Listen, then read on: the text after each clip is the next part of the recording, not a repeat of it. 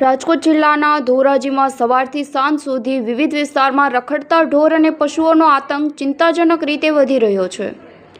ધોરાજીના હાર્દ સમાન વિસ્તારોમાં રખડતા પશુઓ દ્વારા રસ્તાઓ વચ્ચે અડીંગો જમાવીને બેસી રહેતા હોવાથી અહીંથી પસાર થતા વાહન ચાલકો અને રાહદારીઓને ભારે મુશ્કેલીનો સામનો કરવો પડી રહ્યો છે।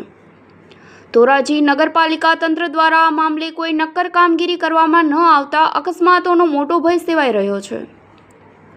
ધોરાજીના અતિ વ્યસ્ત વિસ્તારો જેવા કે 3 દરવાજા, galaxy chowk, station road, railway station road અને જેતપુર રોડ પર કાયમી ધોરણે વાહનો, વિદ્યાર્થીઓ અને રાહદારીઓની ભારે અવરજવર રહે છે।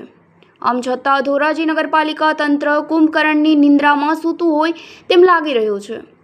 ભૂતકાળમાં રખડતા ઢોર નિયંત્રણ માટે સમિતિથી રચના તો કરવામાં આવી હતી, પરંતુ આ કામગીરી માત્ર કાગળ પર જ રહી ગઈ છે। હાલ સ્થિતિ એ છે કે આખલા અને ખૂટિયાઓએ મુખ્ય ચોક, મુખ્ય 4 રસ્તાઓ, હોસ્પિટલ અને શાળાઓની આસપાસના વિસ્તારોને બાનમાં લીધા છે। પશુઓ રસ્તાઓ પર અડીંગો જમાવીને સાથે ખાણીપીણીના દુકાનો, લારી ગલ્લા, ફ્રૂટ અને શાકભાજીની લારીઓ પર મોઢું નાખી નુકસાન પહોંચાડે છે। અવારનવારના રસ્તા વચ્ચે આખલા યુદ્ધના દ્રશ્યો સર્જાતા ભયનો માહોલ ઊભો થાય છે, જેના લીધે નાના મોટા અકસ્માતો અને લોકો ઇજાગ્રસ્ત પણ થયા છે। ત્રાહિમામ પોકારી ગયેલી ધોરાજીની જનતાની એક જ માંગ છે કે નગરપાલિકા તંત્ર વહેલી તકે કડક પગલાં ભરે અને રખડતા પશુના ત્રાસમાંથી મુક્તિ અપાવે। પત્રકાર રાજુભાઈ બગડા, ડીજી ન્યૂઝ, ધોરાજી।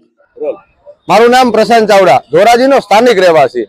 ધોરાજીના અનેક વિસ્તારોની અંદરમાં જે રખડતા ઢોરનો એટલો ત્રાસ છે કે ધોરાજીની જનતા પણ ત્રાહિમામ પોકારી ગઈ છે, છતાં પણ તંત્ર ભર ઊંઘની અંદરમાં સૂતું છે। એવા મુખ્ય અવેરા ચોક, 3 દરવાજા વિસ્તાર, સ્ટેશન પ્લોટ અને જમનાવર રોડના જનતાને રખડતા ઢોરનો એટલો ત્રાસ જોવા મળી રહ્યો છે।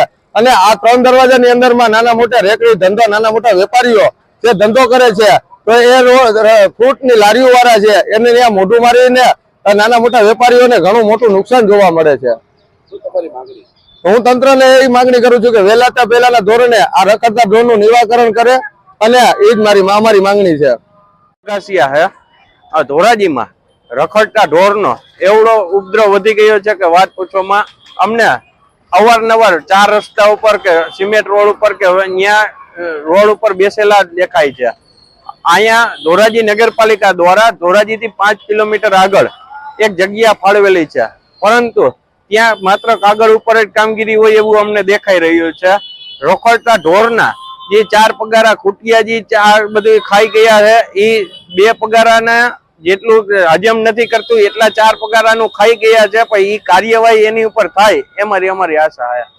લોકોને કેવી તકલીફ પડે છે? લોકોને બહુ તકલીફ પડે છે। મેન માર્ગ ઉપર જ્યાં આ રખડતા ઢોરો બિચારા બેસતા હોય આવા વાતાવરણમાં, પણ એ ક્યાં જાય એને હિસાબે અમને મનુષ્યને પણ તકલીફ પડી રહી છે।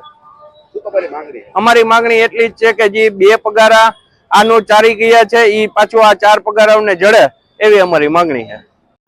મારું નામ જયેશભાઈ લાખાણી, ધોરાજીના નગરપાલિકાની હદની અંદર, ધોરાજી સિટીની અંદર અત્યારે ઢોરનો બહુ ત્રાસ છે। ગાય, બળદ, વાસડા નો બહુ ત્રાસ છે, કારણ કે લોકો રાહદારી નીકળતા હોય ત્યારે વારંવાર અકસ્માત થાય। ચોમાસાનો વરસાદનો પીરિયડ હોય એટલે ખાડા આતે હોય, ગાડી તારવામાં કે આતે તરત ઢોર પકડાય છે અને માથું મારે છે। હાલની અંદર ધોરાજી અંદર કેટલી વાર અકસ્માત થયા છે, અને ધોરાજીની નગરપાલિકા હસ્તક ગૌશાળા એસોસિએશન બનાવી અને ગાયોને લઈને પકડીને એને રીધી કરવાની ગ્રાન્ટ પણ ફાળવેલી હતી, પણ ખાલી એ કાગળ ઉપર છે। લોકો સરકારી યોજના બની જાય પણ પછી કોઈ ધ્યાન દેતું નથી। અત્યારે ઢોરનો બહુ ત્રાસ છે ધોરાજી અંદર।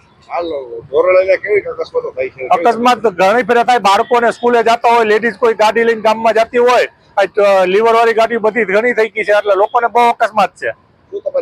અમારી માંગણી એટલી તાત્કાલિક ધોરણે જે સમિતિ બનાવી હતી, જે ગ્રાન્ટ ફળવાય છે એને યોગ્ય નિકાલ કરે અને ઢોરનો ત્રાસ ધોરાજી જનતાને મુક્ત કરે।